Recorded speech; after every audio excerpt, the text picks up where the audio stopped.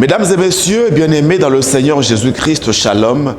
Merci de votre attention soutenue à ce programme spécial consacré aux festivités du 30e anniversaire du ministère chrétien du combat spirituel, festivités qui ont lieu ici à Kinshasa en RDC, à travers la 13e convention mondiale de la CFMC et le 5e symposium du Centre Peniel mondial.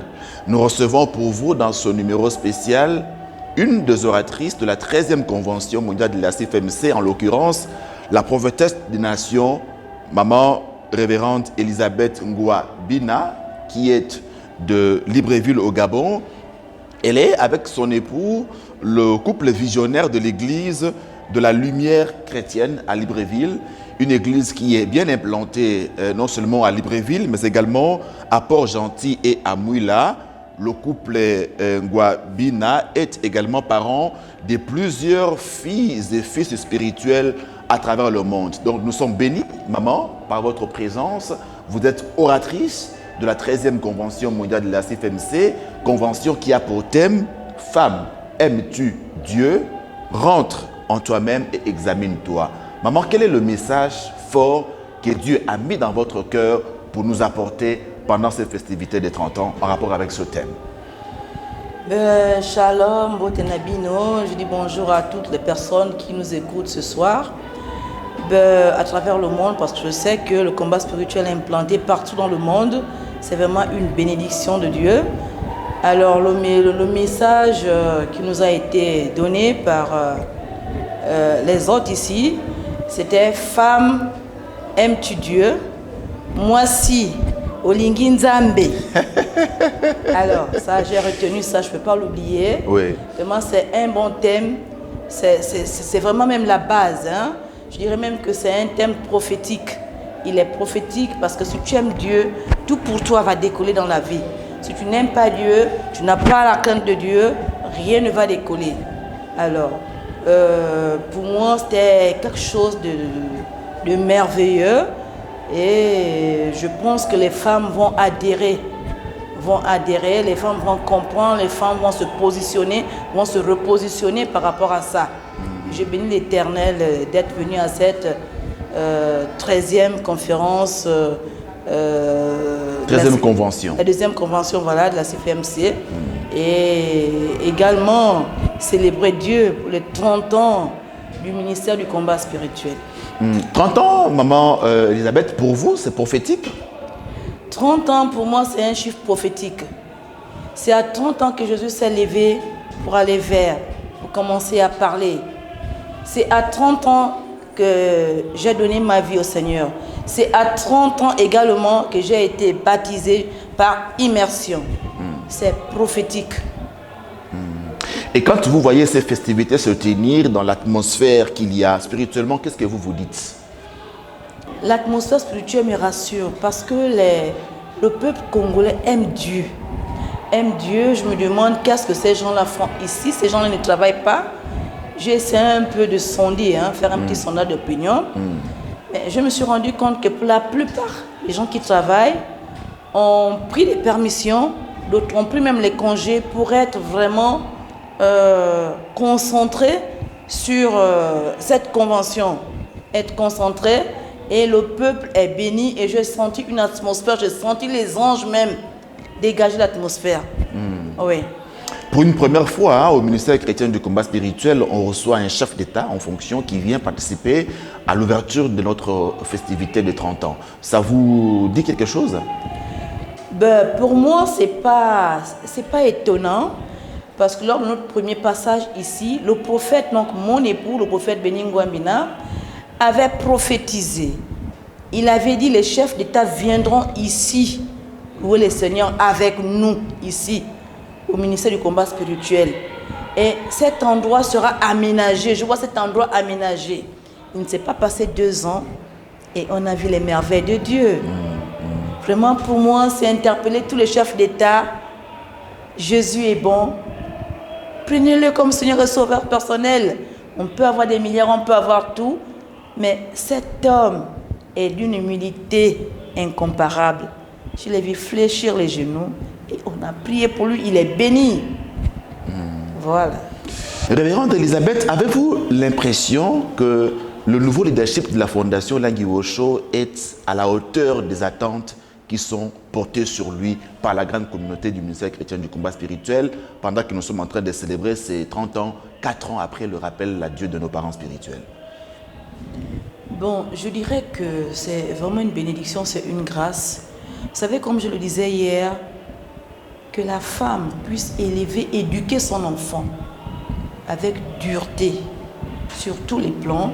Si maman Olangi n'avait pas élevé ses enfants avec dureté, je pense que au départ, à la félicité céleste des parents, ce ministère aurait pris un coup, peut-être qu'on n'en parlera même plus. Mais comme elle a éduqué ses enfants avec tout ce qu'il fallait, aujourd'hui la relève, elle est là. Nous pouvons voir la continuité 4 ans après le départ des parents. Et c'est d'ailleurs pour ça que nous sommes venus au combat spirituel. Pour venir élever l'œuvre, pour parler aux enfants, donner des conseils aux enfants par rapport à cette œuvre. Les enfants ont mis en application tout ce que nous avons eu à dire et aujourd'hui nous voyons les fruits. Et je suis très enchantée de voir ce qui se passe aujourd'hui. Et c'est des enfants à chaque fois qui appellent, quand il y a un couac par rapport à telle situation, comment on fait? Comment on fait, que ce soit Alain, que ce soit Guy, que ce soit les autres filles, ils appellent pour savoir, pour avoir des directives par rapport au ministère. Et nous sommes enchantés. La question qui nous vient à l'esprit, comment vous avez facilement réussi à les adopter comme ça, vous, papa et maman Ngouabina? Comment vous avez facilement intégré la famille comme ça? Bon, intégrer facilement la famille. Je n'ai pas connu maman Olangi de son vivant. Oui. Je suivais ses prédications sur CVV. Je dis, mais tiens, j'aime bien. Oh, cette femme-là, vraiment, si je pouvais être comme elle. Et puis, en la suivant, j'ai même voulu venir ici, mais je n'avais personne pour m'y amener. Je suis allée 2 fois au combat spirituel au Gabon. Ensuite, c'était pas ça. Il fallait que je trouve quelqu'un pour venir à la source. Et les années sont passées comme ça. Et les enfants, même à la maison, commençaient à nous appeler papa et maman Olangi parce qu'on aimait tellement sur papa et maman Olangi. Et on s'habillait toujours assortis avec papa. Donc, ils avaient commencé à prophétiser sans savoir qu'un jour on devait être ici. Alors, un jour, pendant que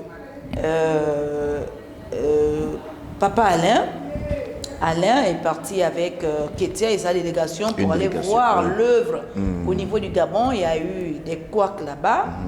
Ensuite, une de nos filles qui est au combat est venue rencontrer Papa Béni. Et elle a demandé à Papa Béni si les enfants Olangi pouvaient venir. Elle a supplié Papa. Il faut que ces enfants-là viennent vous voir. Alors ce jour-là, Ketia était arrivée. Moi, je ne connaissais pas les enfants Olangi. Papa et maman, ok, mais les enfants, non. Ketia est arrivée avec une petite délégation chez nous, notre domicile. Alors, je l'ai trouvé en train de parler avec papa. Et le prophète m'a présenté, il me dit, ah, ça c'est la fille de maman Olangi, elle s'appelle Ketia Olangi. Je dis, oh, Ketia Olangi, oh, mais viens. Elle est venue dans mes bras. Je dis, moi je suis Elisabeth. Amen. J'ai le même prénom que ta mère. Amen. Oh, elle a commencé à pleurer, elle m'a serré dans les bras. Il dit, à partir d'aujourd'hui, je suis ta fille. Amen. Tu m'adoptes. Amen. Je dis, waouh, quelle grâce. Alors, elle est arrivée et puis papa a prodigué des conseils, a prié pour Ketia. Il a prié, il a prophétisé, il a déposé quelque chose en elle, sur elle, une onction spéciale. Il dit, tu vas prêcher la parole de Dieu. Et elle a dit ce pourquoi elle était venue au Gabon. Et papa a donné des conseils relatifs à cela. Ensuite, elle est revenue au Congo. Elle a parlé de ça avec les frères et sœurs, disant que j'ai rencontré un homme. J'ai rencontré un homme, c'est le prophète Béni Ngouabina. Mais je veux qu'il vienne ici, au Congo. Maman Elisabeth, le Seigneur a donc permis que vous soyez, vous et Papa Béni, parmi les conseillers des enfants Olangi. Est-ce qu'ils sont réceptifs à vos conseils? Je dirais qu'au départ, ça n'a pas été facile. Ça n'a pas été facile. Donc, il fallait recevoir un à un, écouter chacun, conseiller, ensuite prendre tous les enfants, conseiller, et on a prié avec eux dans le secret.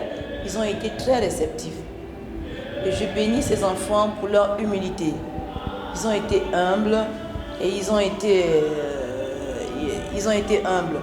Et ils ont mis en application nos conseils grâce au Saint-Esprit. Oui, parce que de nous-mêmes, on ne pouvait pas, comme je le disais hier quand je prêchais, que Dieu a mis à nous la réparation des brèches. Voilà, en un mot. Oui.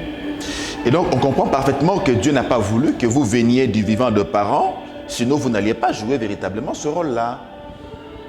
Je pense que Dieu est Dieu. Il savait. Parce que si on venait pendant que les parents étaient vivants, certainement ce rôle n'aurait pas eu d'impact à cause de la proximité avec les enfants, certainement. Or là, on ne les connaissait pas. Il y a quelque chose qui arrive, paf, on frappe dessus et puis voilà. Dieu est Dieu, il savait, parce que j'ai même pris un visa il y a quelques années pour venir. Mais qui me recevoir, qui est mon hôte, Dieu avait mis une barrière. Il a dit ton temps va arriver. Maman Elisabeth, quel est le dividende que vous avez déjà vous obtenu par rapport à ce contact avec le message du combat spirituel, vous en tant qu'homme et femme de Dieu? Pour répondre à cela, je vais y revenir juste pour m'enchérir par rapport aux enfants au Langui. Le premier jour quand je mets les pieds aux orateurs, il y a la grande sœur de maman au Langui. Je crois maman Olutu. Oui. C'est ça son nom. Elle est venue, elle m'a enlacée. Elle me dit, maman, je te présente les enfants. Ce sont tes enfants. Prends les enfants. Conseille les enfants. Je dis, oh, mais la maman, je ne la connais pas. C'est quelle charge qu'elle me donne comme ça. Voici les enfants, maman. Donc à chaque fois quand je viens, cette maman se met là. Elle me dit, maman, n'abandonne pas les enfants. Ce sont tes enfants. Elisabeth la grande est partie, mais Elisabeth la petite est restée. Alléluia, alléluia. Elle me dit, ce n'est pas un hasard. Ce sont tes enfants. Continue l'œuvre. Continue ce que tu as commencé avec les enfants. Encadrer les enfants. Je dis, waouh. Ouais.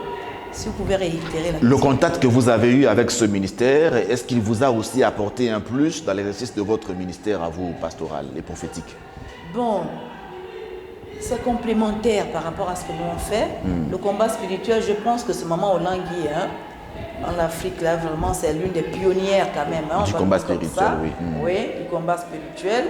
Et nous, en plus, lorsque j'ai vu, il faut couper les liens, il faut faire ceci, il faut faire cela, le jeûne, la prière, pleurer, ça c'est le combat spirituel. Surtout pleurer. Parce que... On vous a vu avec papa à notre site de Mpassa, vous êtes parti pleurer avec le pleureuse. Tout à fait. Lorsqu'on allait visiter le site de Mpassa, voir un peu là où papa et maman reposent, on a allongé, nous sommes allés sur le site. Vous étiez assis par terre avec le prophète béni. On a trouvé ces femmes en train de pleurer. Je me suis mise à terre. Également, je commençais à pleurer. Le Saint-Esprit pour me révéler des choses, pourquoi je pleurais. Je pleurais de joie, je pleurais pour ce que Dieu fait pour nous, pour ce que Dieu fait pour ce ministère. Avant, je me disais, mais eux, ils pleurent quoi? Parce que moi aussi, j'ai critiqué un peu. J'ai dit, oh, les gens la pleurent, pourquoi ils pleurent comme ça? Ils pleurent même quoi? Est-ce que c'est pas la comédie, tout ça là? Non. Il faut pleurer devant la face de Dieu. Parce que beaucoup, ils pleurent. Si tu ne pleures pas, parfois même quand tu adores, tu te mets à pleurer, les larmes coulent seules. Parce que tu as connexion avec ton Dieu. Ouais. Le combat spirituel, comment vous le prêchez chez vous, au sein de votre église de la lumière chrétienne? Le combat spirituel, un ministère sans combat n'est pas un ministère. Oui, on prêche le combat spirituel. On demande aux âmes d'obéir d'abord à Dieu, d'aimer Dieu comme nous t'aime, et également d'être dans la sanctification. Pour être dans la sanctification, il faut combattre. il faut combattre, mettre en application des enseignements. Si tu ne mets pas en application, tu ne combats pas. Qui va combattre pour toi? La Bible dit combattre le bon combat de la foi. Oui. Comment voyez-vous l'avenir de ce ministère à partir de ce 30e anniversaire? À partir de ce 30e anniversaire, ce ministère est en train de monter, il prend de l'ascension. Je pouvais poser des questions autour de moi. J'ai pu voir des anciennes figures qui étaient déjà parties du ministère revenir. Ouais. Dans chaque ministère, c'est ça. Il y a des rebelles, il y a des gens qui partent et qui reviennent avec beaucoup de recul. C'est ce ministère qui a fait de moi ce que je suis aujourd'hui. Pourquoi abandonner? Je reviens. Et vous verrez, cette semaine et les semaines qui viennent, les mois prochains, les gens vont revenir encore plus. Parce que les enfants ont prouvé. Et tous ceux qui encadrent les enfants au Langui ont prouvé. Parce qu'ils ne sont pas seuls, il y a des gens autour d'eux. Voilà. Qui ont fait en sorte que ce ministère soit relevé. Et je pense que ce ministère est en train de partir de l'avant. Quels vont être, selon vous, Maman Elisabeth, les grands défis qui nous attendent à partir de ce 30e anniversaire? Bon, les grands défis, c'est de ne pas faire fi à ce que les gens vont dire. Parce que les gens vont dire ce qu'ils vont dire, hein. Ça c'est sûr. Ah oui, parce qu'il y aura la persécution qui va arriver. La persécution va arriver. Le fait même que le chef de l'État soit venu dans ce ministère, la première dame de la Côte d'Ivoire a mis ses pieds ici, a prêché. Il y aura de la bousculade. Et c'est normal. Hein. C'est normal. Là où il y a quelque chose de bien, il y a des mangues, et des belles mangues, il y a un fruit, on va toujours prendre une pierre pour pouvoir lancer. Hein, parce qu'on veut ce fruit-là. Mais je prophétise que ce ministère-là et toutes les personnes seront tenir bon. Tenir bon. Soyez fermes, tenez ferme. On va terminer par là, Maman Elisabeth, mais je voudrais que vous adressiez un message prophétique à tous ceux qui nous regardent maintenant sur CVV International. Vous êtes la prophétesse des nations. Adressez-leur un message prophétique à l'occasion de ces 30 ans. Alors, toi qui me regardes aujourd'hui, je suis dans ce studio, là où je foulais mes pieds. Tu es en train de me regarder. Sache que lorsque tu es en train de me regarder, tu as déjà reçu ce qui était dans ton cœur, là, en train de partir au nom de Jésus. Je bénis ta maison, je bénis tes activités, je bénis ton onction et que ton onction monte encore plus au nom puissant de Jésus-Christ de Nazareth. Amen. Que ce qui manquait dans ta vie, le Seigneur l'a déjà comblé. Aussi bien que tu as suivi tout ce qui se passe dans ce ministère pendant les 30 ans, tu as été connecté. Ce n'est pas pour rien que tu as été connecté, ma soeur, mon frère. Ce n'est pas pour rien. C'est parce qu'il y a quelque chose qui doit descendre sur toi. Et je prophétise qu'à partir de maintenant, si tu mets en application tout ce qui a été dit sur la chair, Dieu te bénira au-delà de tes ententes. Parce qu'il est le Dieu de la multiplication. Il va multiplier ce que tu as déjà. Reçois la grâce, reçois l'impactation. Toi qui as encore peur de servir Dieu, Dieu te tend la main aujourd'hui. Il te dit ma fille viens, il te dit mon frère viens, il te dit ma soeur viens. Et je bénis la jeunesse du combat spirituel. Amen. Parce que c'est la relève. Amen. C'est le renouvellement. Amen.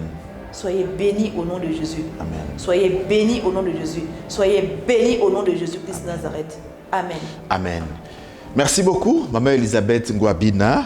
Nous avons été bénis.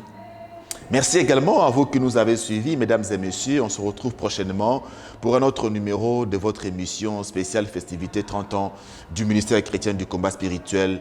Que Dieu vous bénisse. Bye bye.